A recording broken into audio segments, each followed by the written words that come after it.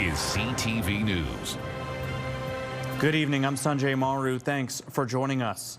A Windsor mother is speaking out tonight after repeated threats made at her children's school. Windsor police attending 2 hold and secures at Marlborough Public School over the last week. And with a lack of details about the threats, the mother says she no longer feels safe sending her kids to school. CTV's Robert Lothian kicks things off tonight. This is the letter that we received. As a mother of 2, Lacey Krasman feels she has one responsibility that sits atop her list of priorities. I know that my children know that I take their safety very seriously and I won't put them in any harm's way. So when this scene broke out at Marlborough Public School where Krasman's children attend, she felt helpless. When my son comes home and says they had guns in my school, that's not something I think a 10-year-old should have to, be privy to. And not once, but only twice, without any transparency. Last Friday and again Tuesday, Windsor police responded to anonymous calls of threats at the school. Being cautious, the school was placed under a hold and secure, and police cleared the building. Without more details being released about either incident, Krasman says she no longer feels safe sending her kids to school. Until I hear that the investigation's completed, I'm keeping my kids home. So that's important. That's the kind of transparency that I'm asking for. Krasman wants more details about what threats were made, a timeline for the end of the investigation, and the resources being allocated to the investigation, saying the lack of details only put more pressure on students. Both of my children have a lot of anxiety. They don't feel safe.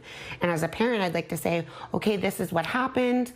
We know, what the investigation is, and it's being taken care of. A Windsor police spokesperson confirms to CTV News both incidents were investigated, going on to say no credible threats were identified, and the safety of students and staff is the top priority. But with rumors swirling online, Krasman says parents need all the details to make the best decisions for their children. If they were just transparent and said, this is the exact threat that we got, we don't think it's viable, these are the steps that we took to ensure that it wasn't, just to alleviate that concern as a parent would be all that I'm asking for, honestly, at this point. Robert Lothian, CTV News.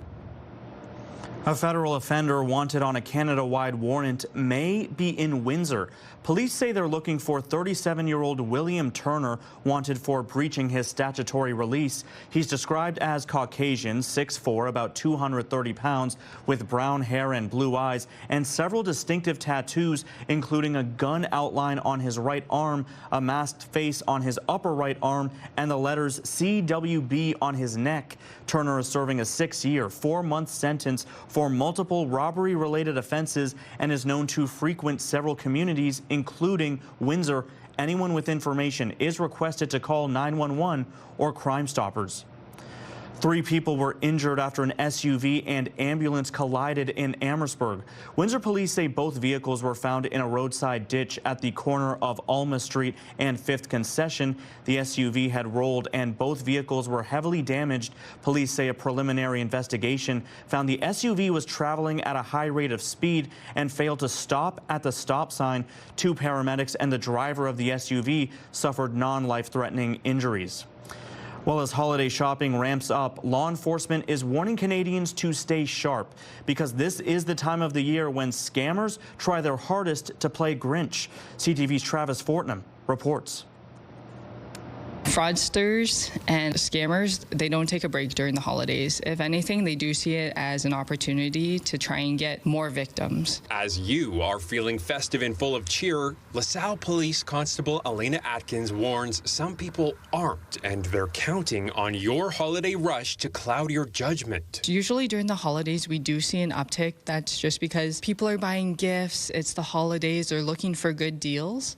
And so we do see an increase with different types of frauds. The Canadian Anti-Fraud Centre is out with its 12 Frauds of Christmas, a kind of reverse carol designed to keep you from getting scammed. Instead of a host of birds like the song, the CAFC's list of what to watch out for includes online shopping, selling goods and services, shipping frauds, cell phone promo frauds. They want to offer you a great deal on a new phone and a discounted price, and it sounds too good to be true. Investments, romance fraud, recovery offers, gift cards. Be mindful to double check it before you purchase it. Donating, prize or vacation scams, toll route and infraction phishing texts, and identity theft. There's definitely more likeliness that people are going to fall to these scams because the urgency of wanting things by Christmas. Atkins says one of the biggest local concerns is scams on resale platforms like Facebook Marketplace, where people send e-transfers ahead of pickup only to realize the seller and the address were never real. She says if a deal seems too good to be true, it probably is. So stop for a second, even if you are shopping last minute, and think it over. Never send money to someone you haven't met. Be cautious with any request for personal information, and make sure relatives know the signs too. It ultimately saves your family members from a lot of heartache or a lot of stress. Travis Fortnum, CTV News.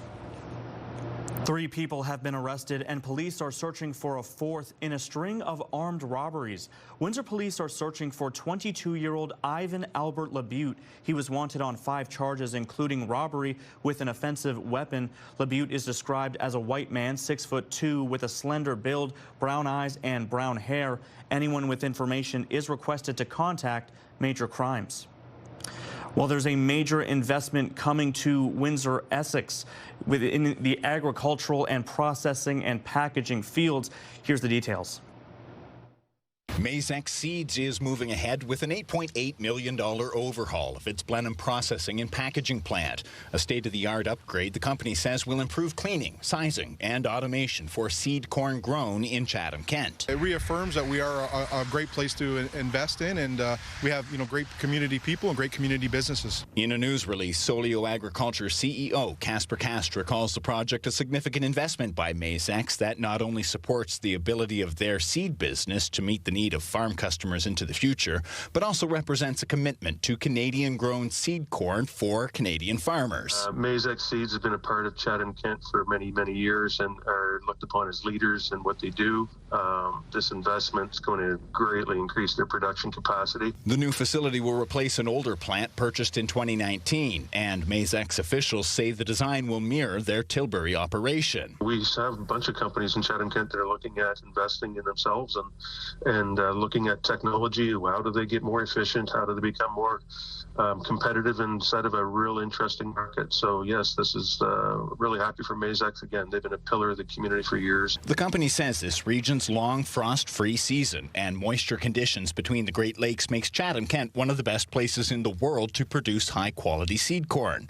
While the municipality hasn't been given full project details yet, local leaders say the investment sends the right message. Blenheim being a very diverse community is obviously in the heart of prominent agricultural land, so maybe this might be a catalyst for other companies similar or byproducts of companies to come into our community, invest.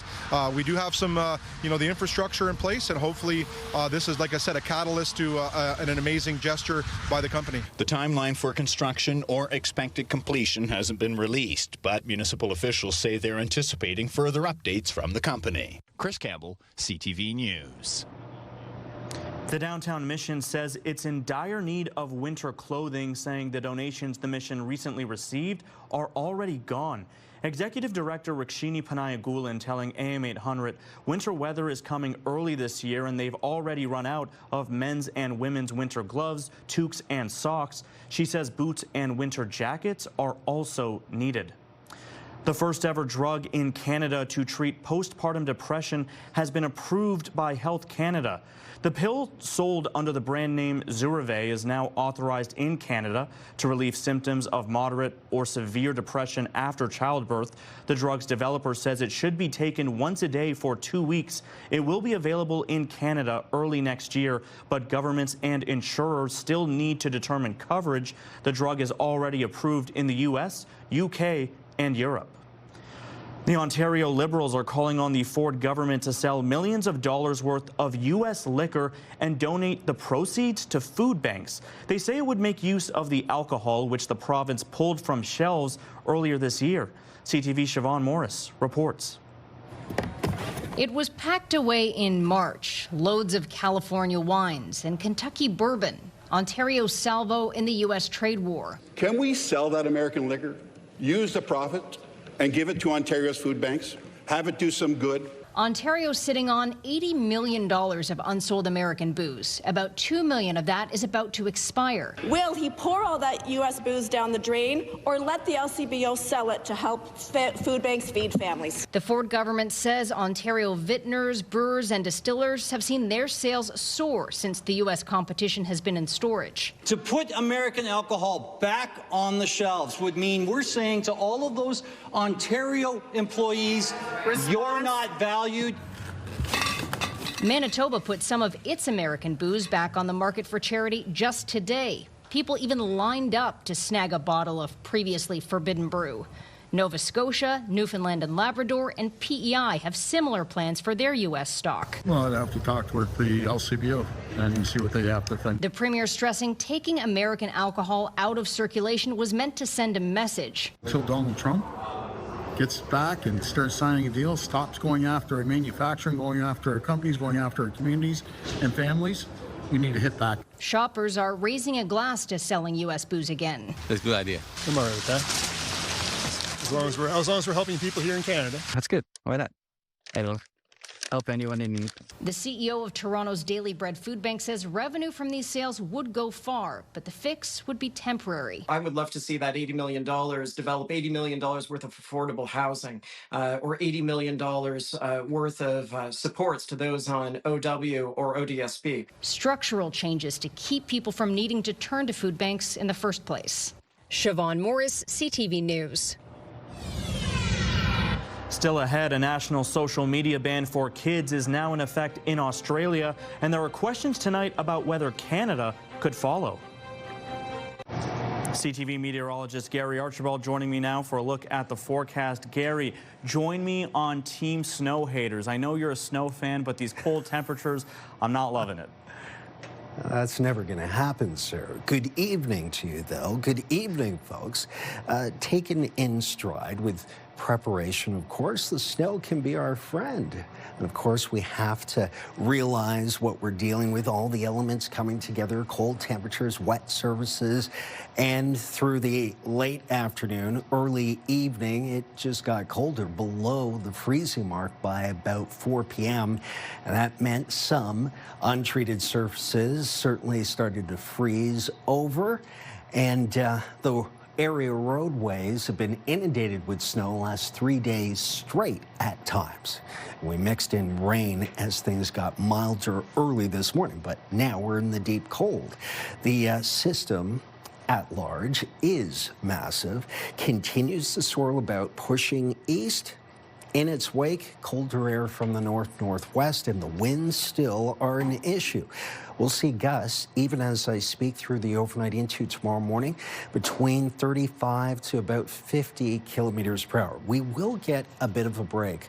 A mixture of sun and cloud tomorrow, especially in the mid-morning through the early afternoon before the clouds move in and thicken. And an interesting setup for the weekend. There is potential for some more snow. Right now, the worst of it will lie further east and northeast of Chatham-Kent. 4 to maybe 7, 8 centimeters of snowfall for the midwestern tier of southern Ontario. Anywhere from just north of London towards Wiarton Sound will be in the, well, conventional snow belt. But there's also rain, and there's potential freezing rain and ice pellets right now through to about 3-4 a.m. before things start to settle down. Can't rule out a light dusting of flurries as second and third waves of activity move through southwestern Ontario. The overnight temperature does drop significantly down to about -6. Our average low is closer to -3, and -6 will feel like about -13 or -14 before dawn tomorrow morning. The winds won't be as powerful, but it will still be a breezy, if not slightly gusty morning. We'll see a mixture of sun and cloud and a high of -2 in the late afternoon. Friday, cloudy, -2, and then -6 apiece for Saturday and Sunday. Right now, at this juncture, we're looking at flurries in particular for Saturday in the afternoon through the evening and continuing on through Sunday morning before a nice break. Still cold Monday, Tuesday, and Wednesday, back into the cloud, back into potentially some flurries to start the work week for most on Monday, and then looking at a bit of a warm-up. Up to +3. Now we're looking at being 5 degrees above seasonal a week from now, and some rain showers are possible. It's interesting to see how the fluctuations are unfolding, but with that, that's why it's so important to know your weather. And of course, we'll bring it to you every day and night so that you are prepared. Well, there are only a few weeks left until 2026, and already Canadians are worried about how they'll be able to afford food, debt, and housing costs next year. The financial fears comes as the Bank of Canada announces it's holding rates steady, saying inflation has come down enough. CTV's Annie Bergeron-Oliver has more. The malls may be busy, but this year many Canadians are focused less on presents and more on presents. Me and all my friends make gifts for each other, and I feel like that makes it so much more lasting, and it's not like a cost worry thing in the holidays. This holiday season, economic anxiety is high. According to a new Nanos report, 42% of people rank grocery prices as their top financial concern. 17% say their biggest concern is personal debt. 16% housing costs, 8% job security, and just 8% say they have no financial concerns. You roll all that stuff up, and it's interesting, just paying for the groceries being the top concern that people think that they're going to have when it comes to 2026. So it's pretty basic. The financial stress being tied to uncertainty around tariffs and the high cost of living. If it was me, we'd be vegetarian, but I have good Canadian hockey players. They like their meat, milk, and cereal. And for those wishing for prices to come down, the Bank of Canada says that would actually be bad news. If we were to try to push the whole price level down, that would cause a severe recession in Canada. Nobody wants that. So what can Canadians do to help their financial future? Experts say try tracking where money is coming in and going out. Some lifestyles aren't sustainable anymore. The things have just gotten really expensive. So what you want to do with those big purchases, I think, is either avoid them or delay them or partition them. And maybe that's the best way to go. Overall, inflation is expected to remain steady next year, with the Bank of Canada expecting it to hover around 2%. Annie Bergeron-Oliver, CTV News, Ottawa.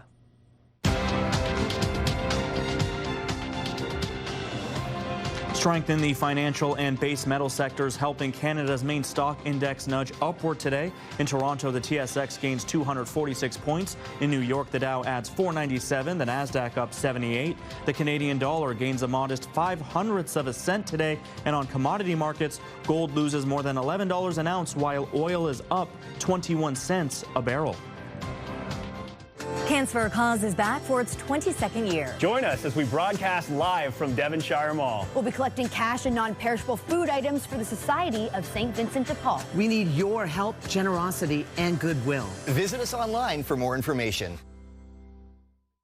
A groundbreaking social media ban is in effect in Australia for children under the age of 16. As of today, they're no longer allowed to access TikTok, Facebook, Instagram, Snapchat, YouTube, and more. CTV's Heather Right now looks at whether Canada could be next.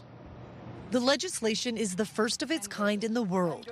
Children in Australia under the age of 16 can no longer legally have accounts on social media sites like Facebook, Instagram, TikTok, and Snapchat. It's a law Amanda Ebinger wants to see passed here in Canada. She was getting phone calls. She was getting harassed. When Ebinger's daughter was 11, someone began posting rumors about her online.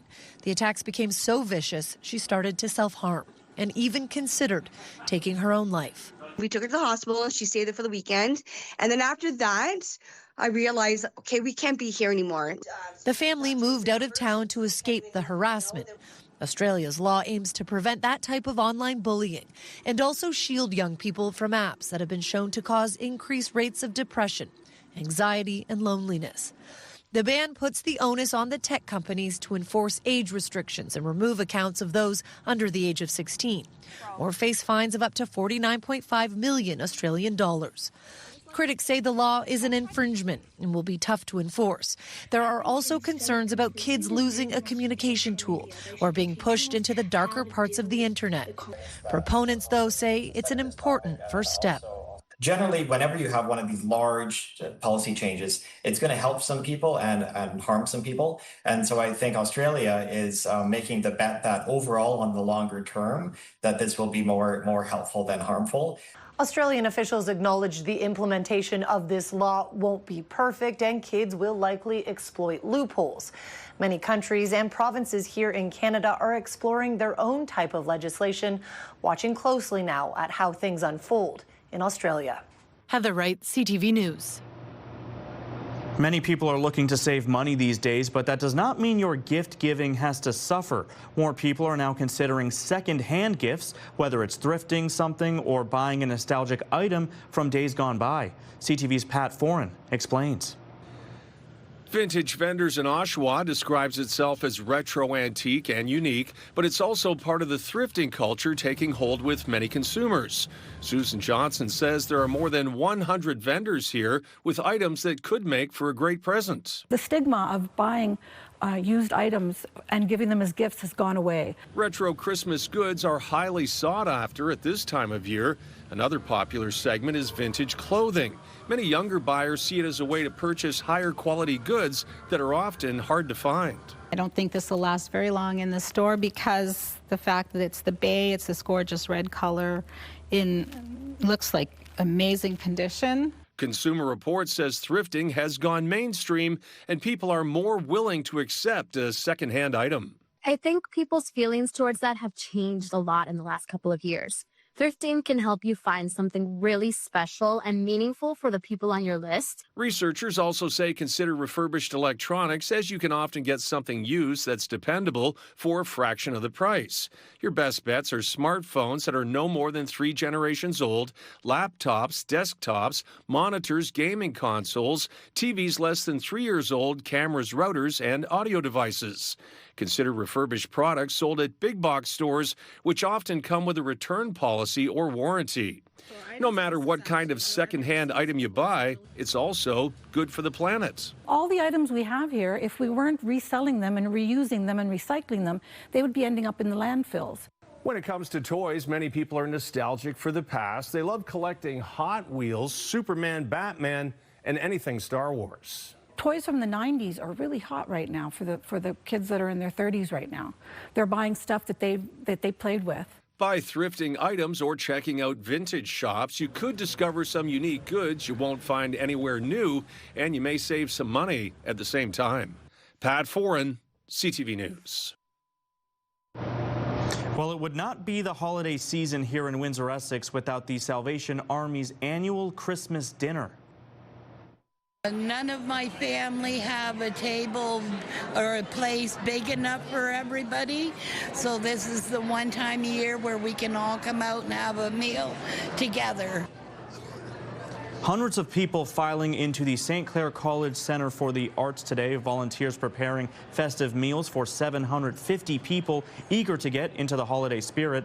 Now in its 31st year, the event featured musicians, bands, and multiple instances of entertainment.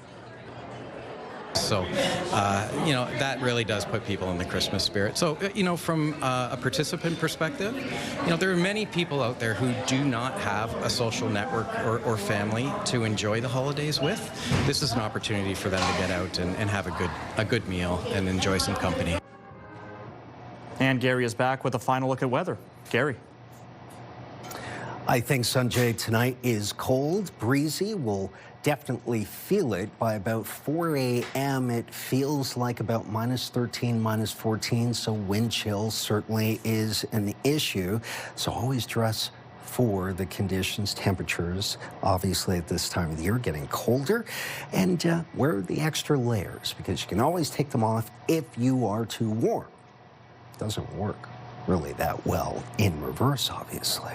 7-day forecast showing you that temperatures for daytime highs and lows will be sub-zero, at least until we get to next week, a week from now, Wednesday, when things warm up and are above seasonal. We are on the downturn, if you will, of the temperature gradient. We will see cloudy conditions after the sunshine through the weekend, a cold weekend at that, with flurries on the way, and a week from now, warm enough to see showers. Tonight and tomorrow morning, quite cold and windy, but no snow, heavy snow that is, anticipated. Have yourselves a good night. You as well, Gary. Thank you. Finally, for us tonight, a young Canadian is embracing the joy of giving by spending her own chore money to make Christmas a little brighter for kids in need. CTV's Adam Sawatsky explains. It's over 2 feet tall. Yeah. From the moment Prairie Rose Steinman first saw that dollhouse from her favorite TV show, I want that really badly. she'd been asking her mom, Kirsten, to buy it for her. Every birthday and every Christmas, it landed on the list. It was right up there at the top. But every year, it was just a bit too much for their budget. You didn't get it? No. How does that feel? She felt sad. So Prairie tried to be really grateful for what she did have instead. We know we want something, but we have to focus on the stuff that we already have and need. But then, that day she and Kirsten were focused on shopping for their other family members, Prairie spotted a Christmas hamper filled with donated toys. I was like, oh, well, I want to do something like that too. So Prairie asked her mom if she could spend the money she'd saved from doing her chores to buy not just something special for someone else, but the dollhouse she'd always wanted. If I gave something that I really wanted, someone would just feel loved. Just like giving a very warm hug to them. That was super emotional for me. I was just really humbled, actually. She was so inspired by her daughter's generosity that Kirsten returned a coat she'd bought for herself, so she could buy 4 more dollhouses to donate to kids in need. That's what Christmas is actually about anyway. So yeah, let's go and do it. So they did. And although that meant Prairie wouldn't get a dollhouse of her own on Christmas, she did finally get one for her birthday. That was very exciting, yeah. But it can't compare to preparing to donate another gift this year. And just sharing the hope and the peace that Christmas is really about. Because the feeling Prairie says she remembers most in her heart was not the getting, but the giving. Feels like my heart's having a dance party. A dance party? Yeah. And like. Adam Sawatsky, CTV News, Saanich. A girl wise beyond her years. That is your news for tonight. Thanks as always for watching this edition of Windsor's News Leader. We'll see you right back here tomorrow night.